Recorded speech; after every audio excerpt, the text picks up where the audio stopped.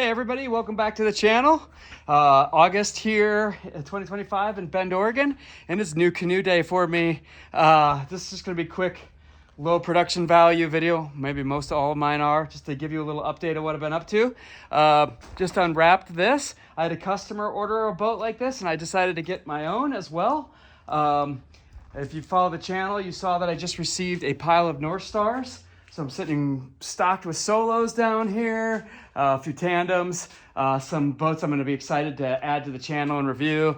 Northwind 18 Starlight aluminum, kind of the classic Quetico Boundary Waters trip-in canoe from Northstar. I've owned a 20-foot Bell up there, and I've owned Northwoods 18s, but I haven't had a Northwind 18 from Northstar in a long time. Got a B17 IXP that I plan to put into the Quiver. Opal Starlight Ruby Red aluminum trim. Love having that boat. But today what I'm showing you here is a Polaris BlackLite E6 trim thwarts and a center E6 seat. So let me take you through this here and just show you what it's about. I just took it off my luggage scale. It weighs under 37 pounds. If you look at a BlackLite, normal BlackLite Polaris on their catalog, it's 40 pounds. So I'm able to have a center seat, but with the E6, 36 and a little bit of change, definitely under 37. Weighed it a bunch of times with my super accurate down to the 100th luggage scale. So let's take a look at the Polaris BlackLite E6. Here we go. I just love this Polaris. If you've followed the channel, you've seen me in my old white gold one, ruby red with wood trim and a kneeling thwart. Which worked really well for my family. Obviously, it was a little heavier in white gold, which Northstar no longer does, which would have been kind of like this, Kevlar on the inside, but they used a fiberglass exterior and then the ruby red cloth. So that boat was probably in the mid 50s. And the kneeling thwart that I had at the time worked great because then I could put my youngest behind me and my oldest up front. It was really balanced. But now I'll be soloing this more probably.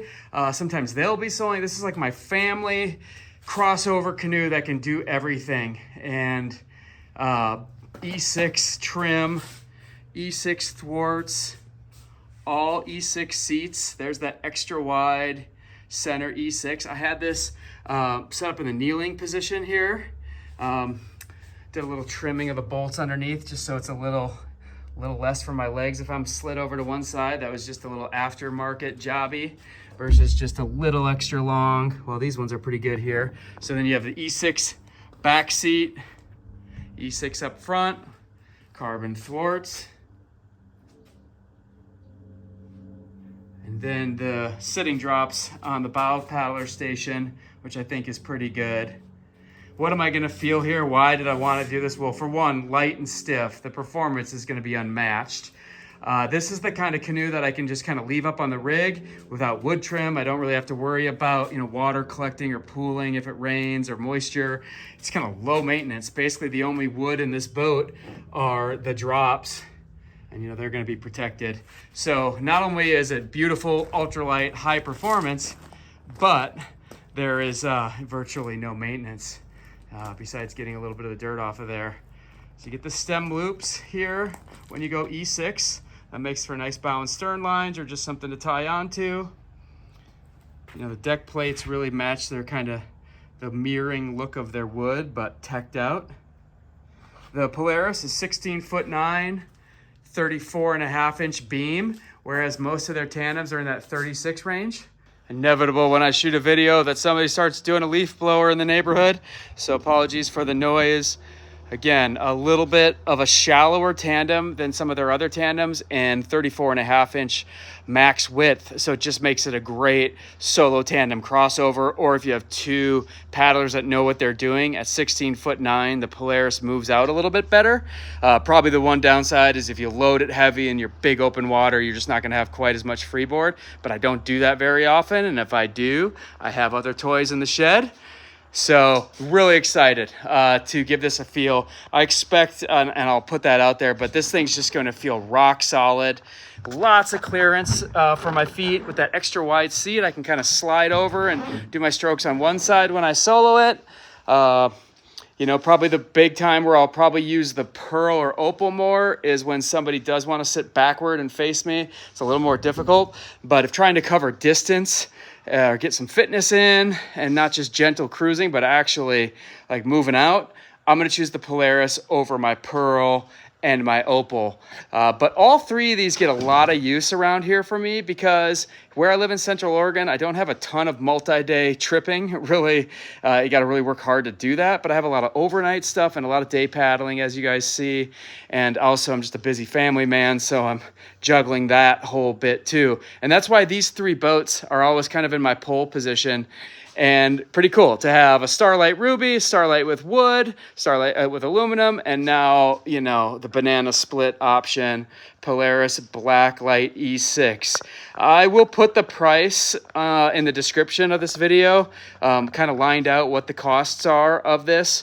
That'll obviously change year to year, which is why I don't really mention that stuff in a video. And honestly, I don't know what I paid for this boat because it's really not necessarily, when you get into this caliber, trying to save every dollar, but instead just not sacrificing any performance or weight. 36.9. That's amazing. You know, in the world of kayaks up here, those are high-end kayaks that weigh in the high 40s. This is as high-end of a kayak as you get, and it's 42 pounds. And then that's only 14 feet. And then you go to a 16'9" canoe at 36 pounds and some change that can accommodate every situation my family throws at it. Really neat. So excited to bring this character to the channel. And this is, if anybody has any other videos they want to see or questions on anything in here, like, hey, I just saw you had that Akoi. What's up? What's the boat behind the Akoi? Happy to go through it. I also just received a box of 2026 paddles from Bending Branches, and there's a new paddle in there that I'm excited to talk about. So yeah, lots to get into. Hopefully get a little more space in the shed because I am planning a fall Northstar load direct from the factory and hope to get about 12 more Northstars in here so that I am going into winter and spring of next year fully stocked. This one might just have to live on top of the car.